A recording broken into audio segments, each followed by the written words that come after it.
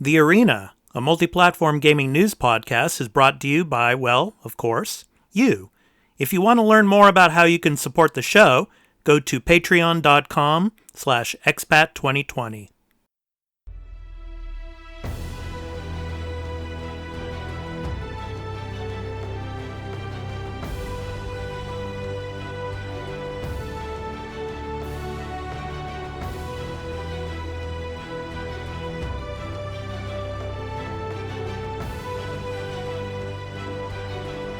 Hey, Dan. How's it going, man? Hey, how you doing? Good morning, or good afternoon, good evening. It's afternoon here in Japan, but hey, I have a question for you. Uh-huh. Did you hear that G4 is coming back? I did not. That's good. Do you know what G4 is? Of course. Yeah. Did you see that little trailer that they came out with Pong? Sorry. Did you hear that massive motorbike going past? That must have been picked up on audio. That's horrendously loud. Oh, Tell you that's what, okay. I'm going to go shut Yeah. my window. 1 sec. Okay, no problem. So anyway, what we're talking about is Pong was shown on the G4 trailer, and it was interesting. It said, "We never stopped playing." So basically, the G4 network is going to be coming back in 2021 in some capacity. Okay. So, yeah. Okay, anyway, this is The Arena, a multi-platform gaming news podcast. I'm Expat2020, and I want to welcome you to the show. This is episode 2, and I want to welcome my co-host, Dan. How you doing, man? Hello, I'm just dandy. Thank you very much. Lovely, lovely, beautiful day in sunny England, the seat of the empire. It's all good. It's all good. Yeah. So out here in Japan, yeah, it's, every day is just sweltering as usual. Yeah, God, I don't 80% miss that. humidity. Oh my Yeah, word. No thanks. yeah. Yeah, I remember when you were out here, you used to always go home this time of the year. Oh You would my always God. take like a month vacation, yeah. As soon as I heard like the first cicada, I was out. I was just on a plane to England. Like, no thanks. Yeah, like 40 degrees, infinite humidity, just dripping everywhere you go. No, I got out of that pretty quick. Yeah. Yeah, it's something that that's I guess if there is one positive about the COVID situation right now is we can stay inside with the air conditioning on. But Oh, that's but I bliss. was but I heard that people in the UK, some people in the UK don't have air conditioners in their homes. They're not like built in. You have to have them Right, like you have to buy them and then have them installed. So right. I don't know a single person has aircon in their house in the United Kingdom. Like, no one has it. There's no point. We have 4 hot days a year. Like, there's no point in having air conditioning, so no one has it. Everyone just has fans and complains about it, and then after a week it'll go away. So yeah. but with the global warming situation, has that changed any in the UK? Like not only 4 days, but is there, like a longer type of string of consecutive days of really hot weather? I don't know if it's that as much as like randomized intense bursts of weather. Moreover, I'm not sure if it's like a case of like we have more hotter days, but I think we have the days we have are just hotter than they would be normally. I don't know, it's strange. Maybe I mean it could be at some point we'll have AC, but we don't. None of our shops have it. Our cars have it. So, but yeah, that's about it really. I see. Yeah. Okay, well, this is the Arena multi-platform gaming news podcast, and each and every week we go through some of the news in the gaming industry and in the gaming world. And you can find us. You can support the podcast by going to patreon.com/expat2020. If you become a patron, you can get the podcast in early access and ad free, as well as other perks. And if you want to get the podcast for free, you can also go to podbean.com to my website there at Expat2020, and you can actually download the podcast app for Podbean, and it's available for iOS and Android devices, and you can get the podcast for free there. And you can also find this podcast on my YouTube channel at Expat2020 Gaming, and it will go up there after we record at some point. So Dan, let's go ahead and jump into the weekly news beat. Superb. So the first story I want to talk about today, Ghost of Tsushima. Now, Yeah. I've been playing this game. It's a beautiful game.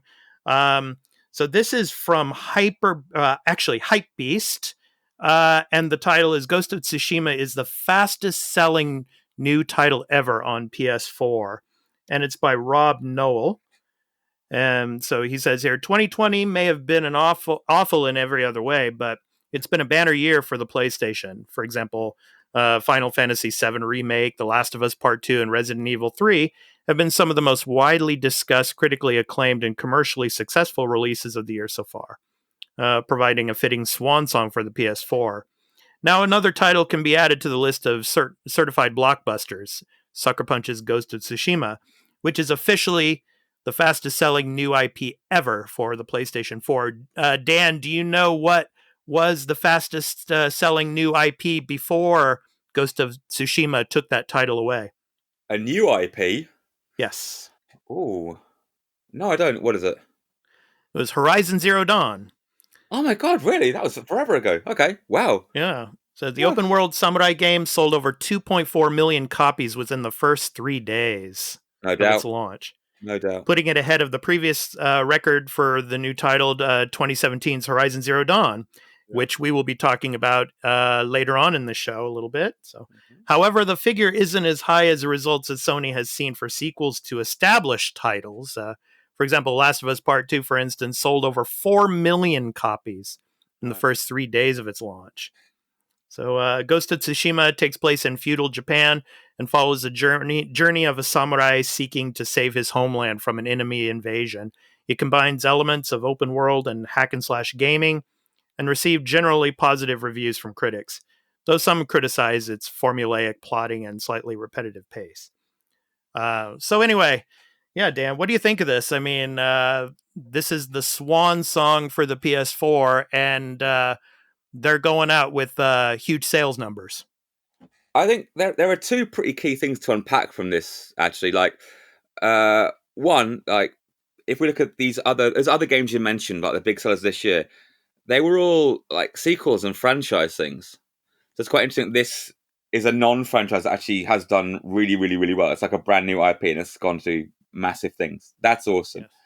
Another thing you said there was the Swan Song for the PS5, PS4 rather. So, and that's another really weird thing. Again, we can talk about this at length at another time, perhaps. But the idea of the whole console lifespans being curtailed, like cut really short. I think this Yeah. is a good example of that because we have these amazing experiences, and it's like, oh, bin it off. We've got a new machine coming out in December. Uh, it just strikes me as really, really odd, and how it just reminded me how we are rushing through console generations. We're not even seeing the best from each machine yet, Yeah, which is I think console generations are going to be like they used to be 7 year cycles. I think they're going to be at like least 3 or 4 now. they've already said Sony's already said PS5 is going to have the shortest console lifespan ever. Yeah, there's going to be like a PS5 Pro in like 2024. Yeah.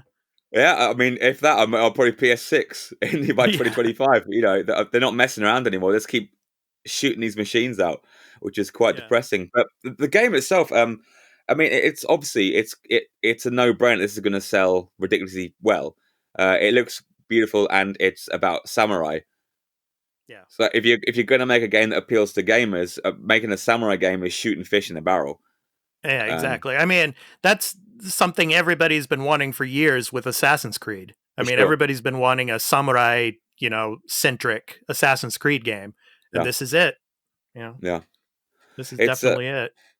it's a good thing, and there have been lots of comparisons. I think this has thrown a lot of shade on Assassin's Creed. I think it'll be interesting when Valhalla comes out.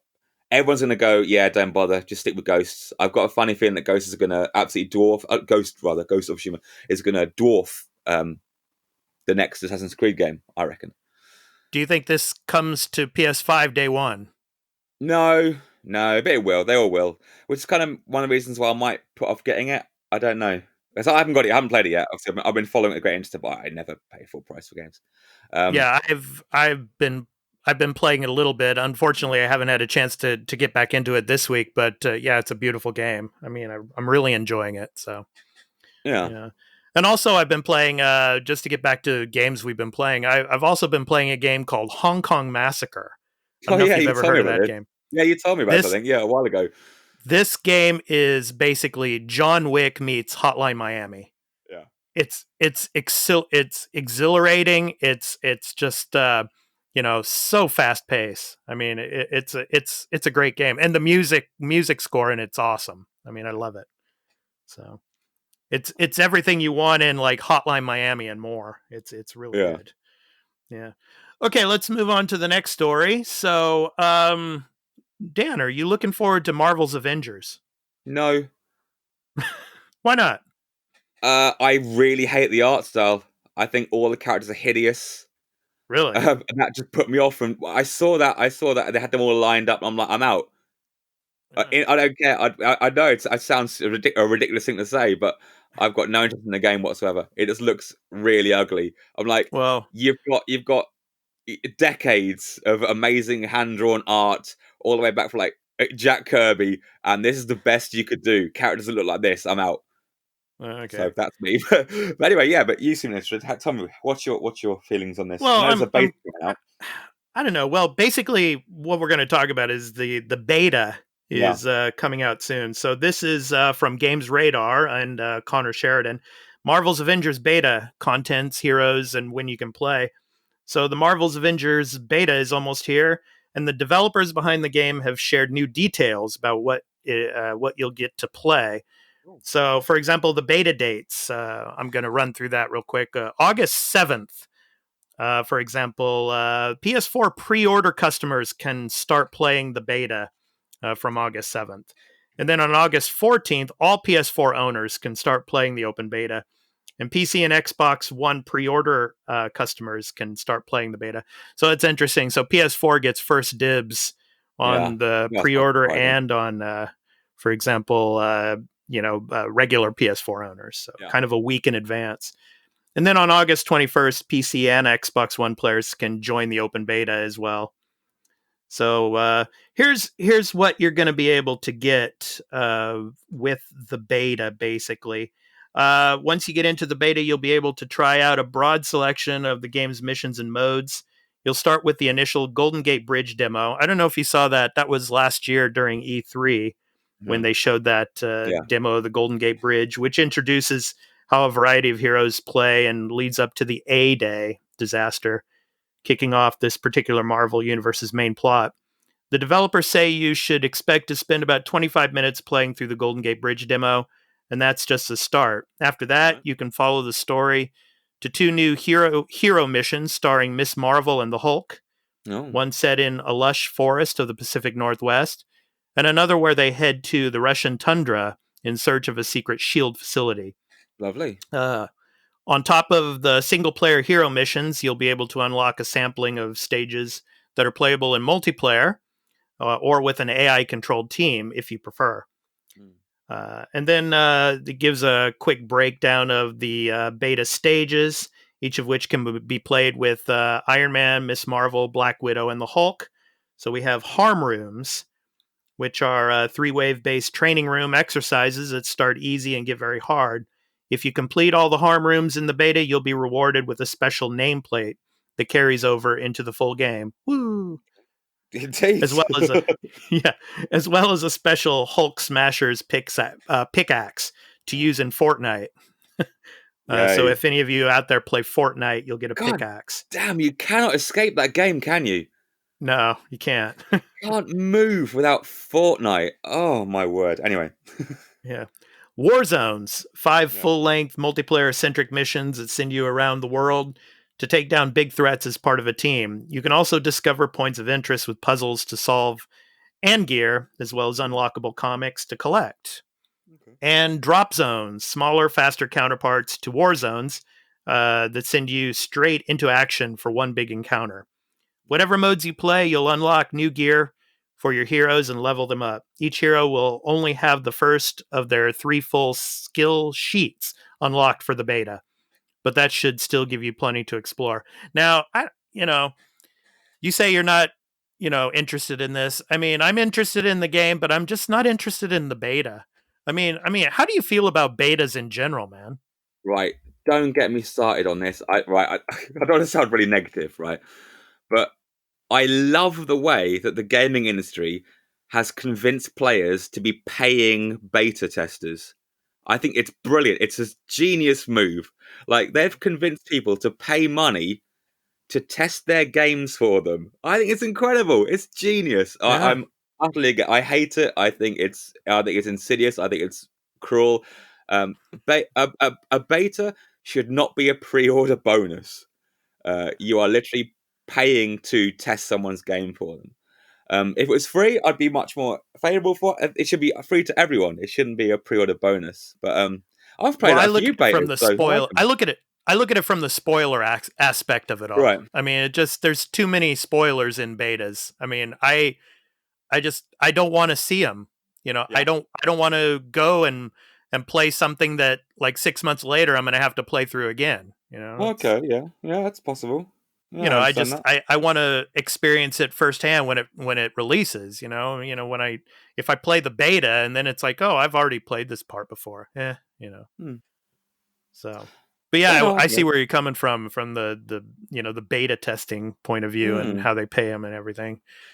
And I'm gonna talk about that a little bit more when we get to the topic of the show. So Okay. that should be interesting. So Oh. okay, let's move on. Our next story is from let's see, GameSpot from Eddie McCooch. Ghostwire Tokyo director talks about the new PS5 features. So, game director Kimura Kenji speaks about the new DualSense controller, 3D audio, and the power of the console. So, one of Bethesda's upcoming games is a PlayStation 5 game, Ghostwire Tokyo, from developer Tango Gameworks. Game director Kimura Kenji recently spoke about some of the game's PlayStation 5 exclusive features, such as its use of the DualSense controller, 3D audio, and more. Kimura told IGN that it's difficult to explain why Ghostwire's use of the DualSense controller is so special without giving people the opportunity to try it for themselves. Fair enough. Hmm. Kimura hopes that might be possible before launch, but the best he can do is tell you why it's going to be great. And he says, for example, quote, "You need to experience it directly because this is very difficult to explain both verbally and in text, but the dual sense haptics and adaptive triggers felt so good that it made us, the developers, say, whoa, because they allowed us to feel and experience the various actions and attacks like never before." So, like, for example, if you're playing a game like, say, Tomb Raider, and when you're using the bow and arrow with the triggers, Yeah. it'll have that feel of actually having the pullback, Yeah. and then the release of the arrow itself. Hmm. um, and then regarding Ghostwire's use of 3D audio, Kimura said sound is a very important element of setting the mood and the scene, and 3D audio helps with this. Quote, "To feel like you're actually there, to feel the objects and beings that are actually there, sound is extremely important," Kimura said. "You'll be able to feel like you are there and feel the things that are there with 3D audio." So it'd be like being in a movie theater and actually hearing a telephone go off or something like that, I guess. Hmm. Yeah. So Right. Kimura went on to say that the overall power of the PS5 has allowed the studio to make a more realistic looking Tokyo. So there was some risk that making a unique original version of Tokyo may make the city feel weird or just strange. But with the power of the PlayStation 5, we were able to create our vision, an original version of Tokyo you can realistically feel and be immersed in, Kimura said. Hmm. So Dan, what do you think of this? I mean, the dual sense controller and then 3D audio, especially a big part of the PS5. How do you feel about all this? It's pretty cool. I mean, I think it's going to make headphones a mandatory gaming experience to pull it off. Because unless you've Yeah. got a 7.1 or up, home theater system, Hmm. it's not going to make a great deal of difference. But obviously, if you've got a nice set of headphones, that's going to sound incredible. Yeah. And haptic feedback on controllers is very cool, very interesting. I like the idea of that, and your analogy of like using a bow. So the deeper you press the R trigger, for example, the greater the resistance the controller gives back to you. Yeah, I think it's very Right. interesting. I think it'll create some interesting things, and And I'm sure the indie scene in particular will find lots of ways to exploit that for more deeper experiences. I reckon. Yeah, that's cool. That controller is huge. I mean, Apparently I've so. seen videos of it. Yeah, good. It's huge. I mean, it's like almost doubles the size of a DualShock 4. I mean, it's very similar to an Xbox controller. It's Sure. huge. Yeah. Jeff Keighley, he had one of his Summers of Gaming shows, and he did a little preview. He actually had it in his hand, and yeah, boy, the thing looks huge. Yeah. Ah, good. It's I like interesting. it. Yeah. Nice big chunky controller. It's good. Yeah, but like games like Ghost of Tsushima and all the AAA exclusive games are I think going to take advantage of that 3D audio. I'm looking forward to it. So, Yeah. yeah, Oh, awesome. definitely. Yeah, no, that'd be very, very exciting. Yeah. I mean, we've already had Okay, some and 3D audio with the PSV and PSVR and stuff, but yeah, it's pretty cool. yeah, and then I bet whenever they announce, and I'm sure they will at some point within the next year or two, PSVR 2. I mean, I'm sure Yeah. it'll probably take advantage of that as well. So. Oh yes. Cool. Okay, now on to the games with gold and PlayStation Plus for August. So this is the first episode of the arena for August. So we'd like to discuss briefly the new games that are going to be on games with gold and PlayStation Plus for August. So first, let's start with games with gold. So, for example, the new games with gold for August 2020, get ready for them. Shape Your Hero and Destiny and Portal Knights. For example, Portal Knights will be available from August 1st to August 31st. And then Override, Mech City Brawl will be available. That's an Xbox One title from August 16th to September 15th. And then 2 original Xbox games. For example, MX Unleashed will be available from August 1st to August 15th. And then Red Faction 2, another Whee! original Xbox game, will be available from August 16th to August 31st. Dan, have you played any of these? I've played lots of Red Faction. I've played most of the Red Faction series actually. So yeah, probably. The other one, I've got no idea what the other one is whatsoever. Okay, so Portal Knights, for Yeah. example, forge your character, craft epic weapons, and vanquish your enemies in this 3D action sandbox RPG. You and your party Okay. are the only hope for a world torn apart and terrorized by the Hollow King. Level up your hero as you explore dozens of randomly generated islands, create amazing structures, and interact with the colorful inhabitants of the land in a Okay. quest to become the ultimate Portal King. Yeah. Override Mech City Brawl is a high octane mech battle that are delivered in a city crushing ballad of destruction. Experience a blockbuster full length campaign, a myriad of local and online multiplayer modes, and a cast of 12 gigantic mechs to pilot, each customizable and with their own special abilities. Tower over your opponents and lay waste to environments inspired by real life locations to become the top mech pilot. No gears, no glory. And then MX Unleashed, replay a fantastically addicting freestyle motorcycle game from the classic Xbox era.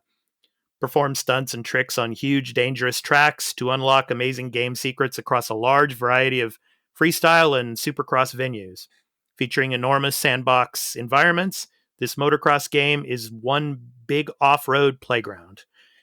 All right. And Red Faction 2, of Whee! course, fight to overthrow a corrupt dictator and government in this classic first person shooter. It has been 5 years since the rebellion on Mars began, and the oppressed people of the Commonwealth are rising up, lead a squad of unique super soldiers, each with their own specialized methods of destruction, ranging from demolitions to gunships, to topple the crooked government and restore peace to the land. Yeah. That's a good one. Yeah, Yeah, I've so played I'll that. probably. Yeah, go ahead, Dan. Yeah. Yep, that's a good one. I've played that. It's nice. I didn't realize you got proper retro games with games of gold. That's good. It's a good thing. Nice. Yeah, I mean, usually they were throwing in 360 games, but Yeah. now they decided for August to throw in a couple of original Xbox game titles. So Good on that's them. pretty cool. Yeah. Yeah. So I think for me, Portal Knights and maybe Red Faction 2, I think would be my picks there. Yeah. Yeah. Okay, now on to PlayStation Plus. August 2020 PS Plus free games. This from GameSpot and Stephen Petit. Call of Duty Modern Warfare 2 Remastered and the new multiplayer game. For example, Fall Guys are the next free PlayStation Plus games for subscribers. So PlayStation has revealed the next pair of freebies for PlayStation Plus subscribers. Okay, so on August 4th, you can also pick up Fall Guys Ultimate Knockout, a new online multiplayer game. Both games will be free. So, for example, Modern Warfare 2, the campaign remastered, and Fall Guys will be free until August 31st. So, Modern Warfare 2 campaign remastered, as the name suggests, is a re-release of the single-player campaign of the 2009 Infinity Ward hit. It just launches in March and marks the second time in the past few months that a Call of Duty game is being added to the PlayStation Plus program. So that's one of the games. And then, of course, Fall Guys.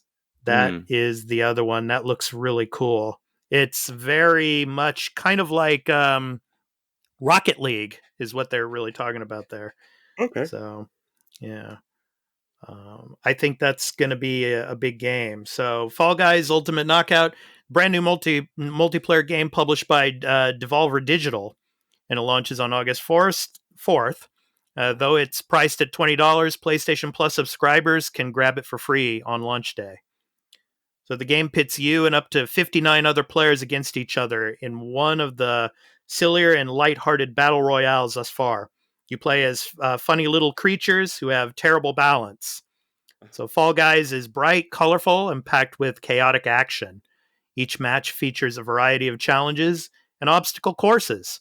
Some of them are played solo, while other teams you up with other players. You'll be able to customize your character with a bunch of different outfits too. So, yeah, it seems really cool. I mean, I think that's a party game that a lot of people are going to play. I think so. Yeah. I guess so. Yeah. Yeah. In the Discord community that I'm a member of, it's called the Community of Gamers. They're a really good group of people. They're really looking forward to Fall Guys. Oh, good for them. That's great. Yeah. Lovely. Looking forward to that. Yeah. Okay, Dan, now it's time for the topic of the show. Okay. So Oh, this week we're going to talk about Joe Rogan. yeah. And last week he said some controversial things that were, thrown all over the internet, and Yeah. saying that gaming is a real problem and gaming is a waste of time. Ah. So, yeah. So basically, most of us probably listening to this podcast probably know who Joe Rogan is. Joe Rogan and his Joe Rogan Experience is probably the biggest podcast on the internet and everything. So, Definitely. um, you know, so basically what he said was that video games are a waste of time. Yeah. For players and unlikely to help them achieve anything. His comments instantly earned the ire of many of his listeners, several of whom are gamers themselves, and have given rise to hundreds of responses throughout social media Yeah. discussing the validity of his argument. Right. So I want to, yeah, go ahead. Yeah. No. Yeah. No, God, continue. Finish what you said. Yeah, okay. So basically, he's saying, for example, quote, video games are a real problem. You know why? Because they're effing fun. You do them and they're real exciting, but you don't get anywhere. Yeah. Okay. So, one thing I want to point out here, I mean, he does have a really good point about them being addictive. Mm-hmm. The addictive sense of video games, and he's confirmed he actually was addicted to video games. I mean, he was famously. basically he was into NBA 2K, and he was also into Quake Champions too. He was really into that, but then he just decided, I guess, that he wasn't getting anywhere with them, so he thought it was a waste of time. Maybe. So I mean, this is what I feel. I don't think gaming's a waste of time, especially if you're going to, you know, have some kind of hobby that's or some kind of job that's related to the games that you're playing. Yeah. For example, just as you were talking about with Marvel's Avengers and like beta testers, Yeah. bug testers, they play video games all the time, Yeah. and they're making money doing it. So for them, it's not a waste of time. Yeah. Also, for example, game journalists, they have to play games for reviews and Yeah. things like that. So for them, it's not a waste of time. And then, for people like me, I play games as a hobby, but I also, got into streaming, and Yeah. I Yeah. became a Twitch affiliate, and it's a lot of people say it's a grind. I don't know if I want to use that word, but I spent a lot of time building up a following Oh, and definitely. being able to reach the affiliate level on Twitch so that I could be able to, make extra income off of playing video games, which I love to do. Yeah. So I don't think that's a waste of time. So, I mean, I can understand where he's coming from. I have a lot of respect for Joe Rogan. I mean, he's built up, his reputation, on his podcast and having, politicians and scientists and, whatnot on his show. And, but I just think that, you know, saying that they're a waste of time, I mean, there's so many ways that you can use video games to not waste time is Hmm. to actually, expand your ways of thinking. I mean, with puzzles, for example, hand-eye coordination for people that are getting older, Sure. so yeah, I think he's just coming from a point that, you sit on your butt all day and you do nothing, Mm. that might be a waste of time, especially if you don't have any other hobbies or anything like that. But Yeah. I don't know. Go ahead, Dan. Take it away. What do you think, man? I mean, there's so much to say here. This might be a while. I don't know, but well, one, it's Joe Rogan. I used to be a fan, but Joe Rogan isn't a psychologist. He isn't a doctor. So the fact that everyone's like Joe Rogan said this, I'm kind of like, well, who cares? He's kind of like a dude with a podcast. But yeah, I don't know. I don't know. It's really hard.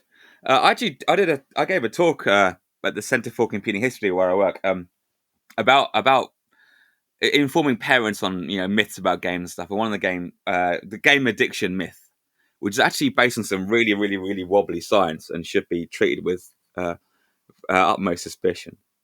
But the idea that it's a waste of time, well, no, like, as you pointed out, no, it isn't. There are numerous significant benefits to being a gamer. Yeah. Don't want to go into great detail, but like you said, hand-eye coordination, keeping your brain active. It's been recommended for people in the later stages of their life to combat Alzheimer's and dementia to keep the grey matter going. It's incredibly beneficial to people with physical and mental disabilities. It's incredibly beneficial to people on the autistic spectrum who can relate to other people or relate to characters in their game better than they can relate to people in the real world. It's ideal for people with handicaps, physical handicaps.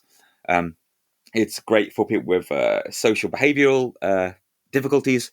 There are so many good things to be taken from games. The idea of as you're part of a community, you're part of Discord, you're part of your Twitch, you've got your little Twitch following, you all collaborate, you all work together, you all share this common experience. So obviously, Right. that's an amazing thing as well. So And you meet so many people too. I absolutely, mean, you meet a lot of people in this medium. yeah. Oh. Obviously, so the idea that it's you're wasting time. I mean, yeah, absolutely, you can. I've wasted time. I'm not even going to pretend. There are things I should have been doing, and I've gone. No, I'm going to play Farming Sim for 6 straight hours or something. Yeah, you totally can. But it's really strange that you can only waste time with video games. Like, if you Yeah. play 8 hours of video games, that's a waste of time. If you watch movies for 8 hours, that's fine. If you read books for 8 hours, that's fine. If you Yeah. read comics for 8 hours, that's fine. But for some reason, there's this weird social bias that puts but paints gaming in a negative way, which is really, really, really weird. And I think this is just an example of that. Really, the whole, and it's an easy thing to blame, isn't it? It's such an easy target.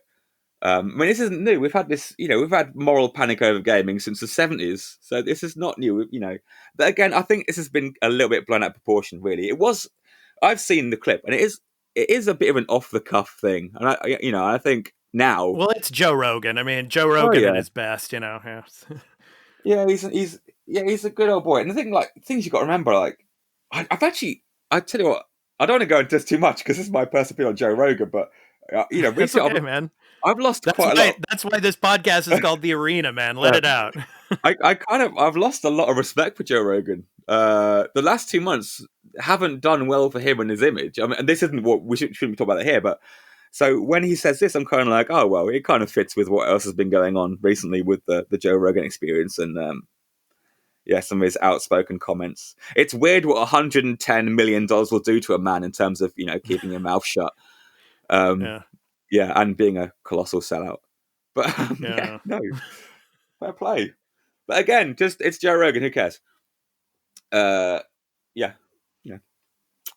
Yeah, but I think when it comes to gaming addiction, I mean, and not having like a social life for some people, I mean, that is a problem that needs to be addressed. I think I totally agree. But generally, I've looked at the research into and actual video game addiction.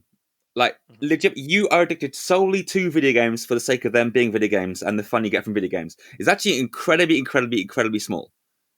It's that fraction of a percent.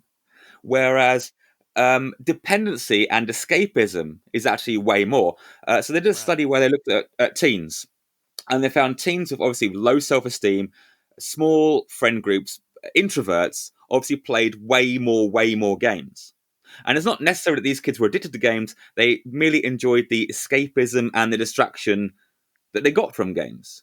So that and led that's them. going to get worse. That's going to get worse too. I mean, the escapism of it all. I mean, just think in the next 20, 30 years when VR becomes like the medium. Yeah, escapism is going to be, discussed and whether or not that's a waste of time or not.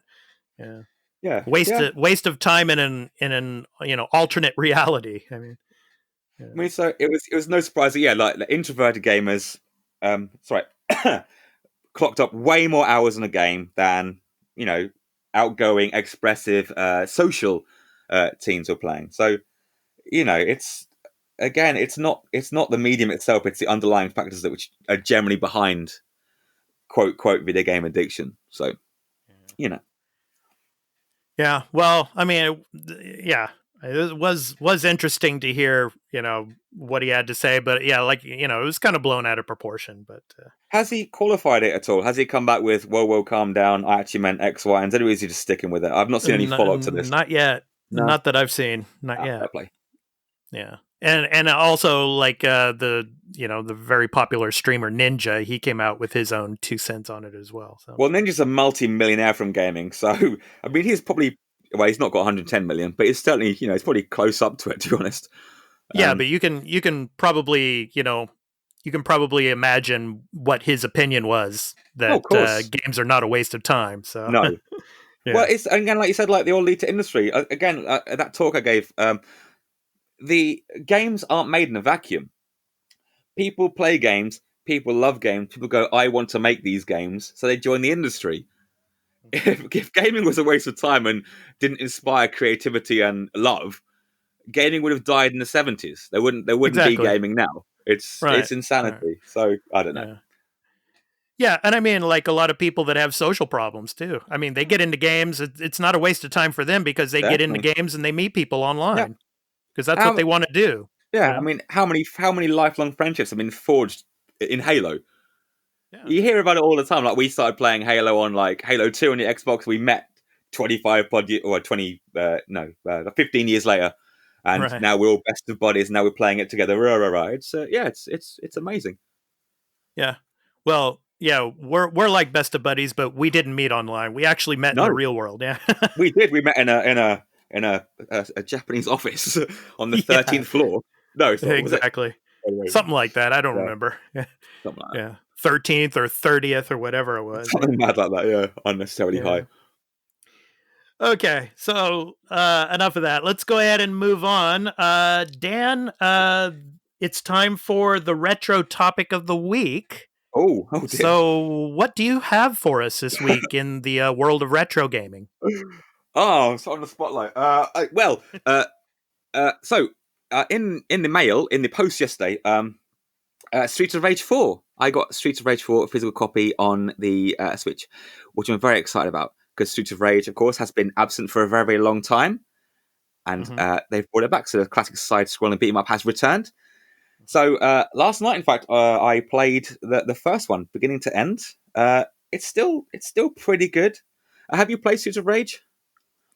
Yeah, it's been I did, but it's been a while. It's Oh my been a god, long yeah! time It was 1991 that game came out, obviously on the Sega Mega Drive. Yeah. Yeah, it's a freaking belter.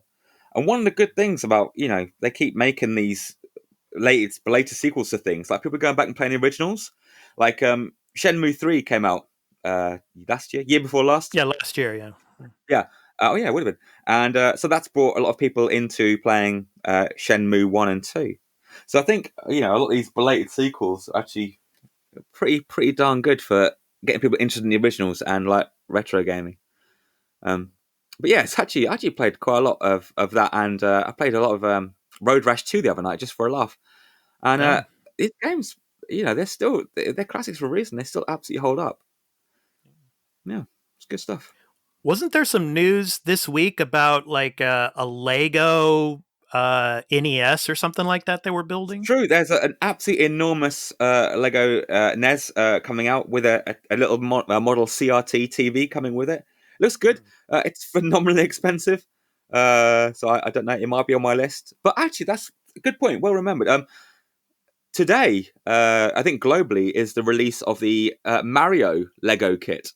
The interactive Mario Lego set where it has a little Mario figurine and the face is an LCD screen and his body is an LCD screen, so you can get different states and different reactions from the characters you move along the map. So yeah, that's cool. So that's in the post to me, but I haven't looked at buying the NES yet because it's going to be phenomenally expensive.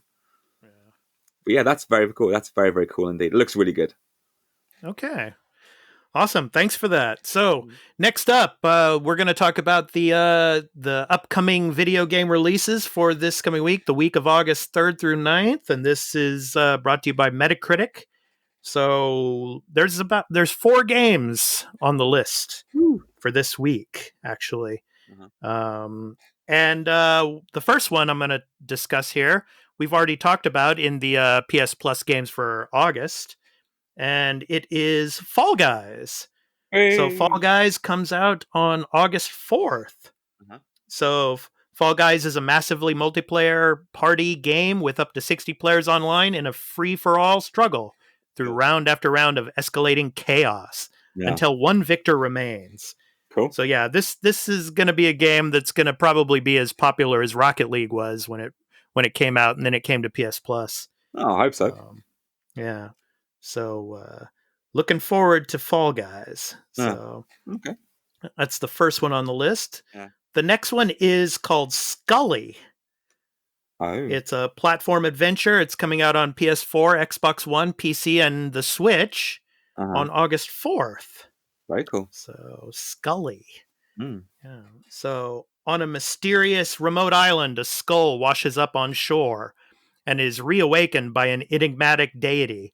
Dubbed Scully, the newly reanimated being has been summoned to intervene in a war between the deity's 3 siblings, whose quarrel jeopardizes the island they call home. So, yeah, that one's going to be coming out, for pretty much every platform. So even on Switch, so you can grab it on Switch as well. So, yeah. Next one, Fast and Furious Crossroads on August 7th. Okay. So are you a fan of the Fast and Furious series, Dan? Oh, is it based on the film franchise? Yeah, I think the same name. Oh, sure. Why not? All right, why not, eh? Yeah. Why not? Gear up for an epic new chapter in the Fast and Furious saga with high-speed heists, cinematic nonstop action, and adrenaline-fueled stunts in exotic locations. So yeah. So Has that comes Vin out. Diesel done the voice? Yeah, I bet. Yeah. So August 7th that comes out. Oh, good. Yeah. And that comes out on PS4, Xbox One, and PC. And finally, Horizon Zero Dawn on PC comes out on August 7th. Oh, So, PC gamers, those of you who have not played Horizon Zero Dawn because you've been waiting for it to come to PC, your wish has come true. you've So wasted your life. Sony is finally letting it come to PC on August 7th. So Ah. Horizon Zero Dawn is an exhilarating new action role-playing game. Well, actually not new, but Oh, it came out in 2017. Um, developed by the award-winning Guerrilla Games. Right up your alley there, Dan. Hey? Oh, yeah, they were. Yeah. Oh, they are. Yeah, yeah, yeah. Creators of PlayStation's venerated Killzone franchise, as Horizon Zero Dawn's main protagonist, Aloy, a skilled hunter, explore a vibrant and lush world inhabited by mysterious mechanized creatures, embark on a compelling emotional journey, and unravel mysteries of tribal societies, ancient artifacts, and advanced technologies that will determine the fate of this planet and of life itself. So it comes out on the 7th for PC. I wonder if graphically it's going to look any better on PC, or if the graphical fidelity is going to be the same as the PS4. I don't know. Probably. Don't worry. They'll tell you. They'll tell you how good it looks. Don't worry. Yeah. Yeah. So Fall Guys, Scully, Fast and Furious, Crossroads, Horizon Zero Dawn. Dan, what's your pick this week for the new games coming out? I'll go I mean, back and play. technically, Horizon's not a new game, No, I but was gonna say. I mean, it'd be that one, but I've already done it. Yeah. Horizon Zero Dawn is actually, it's pretty blooming good. It's yes. an exceptional game. Yeah, it was my So, game of the year in 2017. It was a oh, is that beautiful right? game. No, Yeah. that's very good indeed. So, yeah, I recommend people go play that. Yeah, I recommend Fall Guys. I mean, Oh, Fall really? Guys is a game that I think a lot of people would love to play. You know, like in a party setting. So I think that would be really fun and enjoyable to Good. play. So looking forward to seeing that. So Oh, yeah. agreed. Okay. So I think that's going to do it for us for this week on the Arena, a Super. multi-platform gaming news podcast. So before we finish up today, I want to let you guys know where you can find us one more time. You can find us on patreon.com/expat2020 to support the channel. And you can also get the free feed on podbean.com/expat2020, and you can download the Podbean app, and it's available on iOS and Android devices. And on social media, you can follow me on Twitter at expat_2020 and the same on Instagram at expat_2020. And I do live streaming on Twitch. I'm a Twitch affiliate, and you can find my channel at twitch.tv/expat2020. And my website for my Twitch gaming is expat2020.live. You can check that out. And I also have a Discord server. It's the Expat2020 Arena, where you can also check out some of the gaming news that we talked about today. And also for mail in, if you want to mail us any questions or comments, you can mail them to me at expat2020 at expat2020.live. Dan, where can people find you on social media? If for whatever reason you want to contact me, I have a YouTube and an Instagram. My channel is Press Start to Game. Press Start to Game. I don't have a fancy thing because I'm not that big. But if you Oh, look come up, on, Dan. I know I'm not. I've got about 20 subscribers. But if you want to find me, if you want to hear me talk about Hopefully games, not for long. Hopefully you'll have a lot more than that in the but future. Yeah. so yeah, you can find me on Instagram and YouTube. Press Start to Game. Have a good search. But also, like I said, I work for the Centre for Computing History in Cambridge, which is a museum devoted to the history of computing. And if you want to go to our website, it's computing history, all one word, computinghistory.org.uk. And also, if you look up that on YouTube, you can see me as I present some of the stuff at the centre, and there's some educational videos on there as well. So if you are interested in doing really simple coding with your kids or young adults, have a look at the videos we've made on there, because it's me doing them. Whee. That's about it, really. All right. And just one more thing for me, too. You can also find my YouTube channel at Expat2020 Gaming, where you can find some gaming reviews. You can see some of my clips and highlights from my Twitch streaming. And also you can find this podcast, The Arena, a multi-platform gaming news podcast. I will be uploading it to my YouTube channel as well, so you'll be able to listen to it there. So, Dan, Awesome. this week, to end the show, of course, is our indie music artist spotlight. Hooray! And this week we are spotlighting the Talbot Brothers. Okay. The Talbot Brothers are originally from Nebraska, and they now call Portland, Oregon home. No. And their album is titled Ghost Talker. It's their second full-length studio album. And the title of the song that we are spotlighting today is called One Day Soon. Brilliant. So for Expat2020 and for my co-host Dan, this has been The Arena, a multi-platform gaming news podcast, and we hope to see you in the next one. So Dan, take care. All right. And you, sir? Yeah, I'm off to Google Nebraska. It sounds nice. Is it nice? Yeah, I bet it does, man. Yeah. Nebraska. And I just want to say one more thing, man. One day soon, we're going to get the pricing for Xbox Series X and for PS5. One day soon. $499. There you go. I've saved you the effort. Yep. $499. One day soon, man. Hey. Okay. All right. Take care, everybody. We'll see you in the next one. Bye all. See you. But there's a feeling in my bones, like a part of me don't know what home is anymore.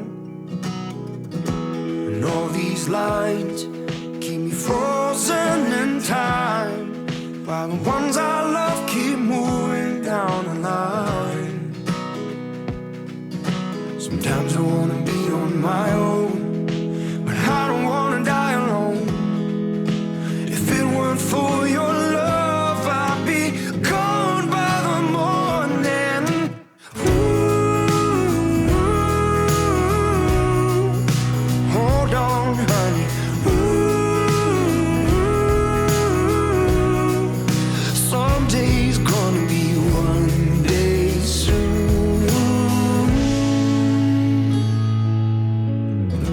They promised hope, but I've heard all that before. And all the blood I poured won't be your free ride back to shore. I've been thinking that we all want a taste of fate.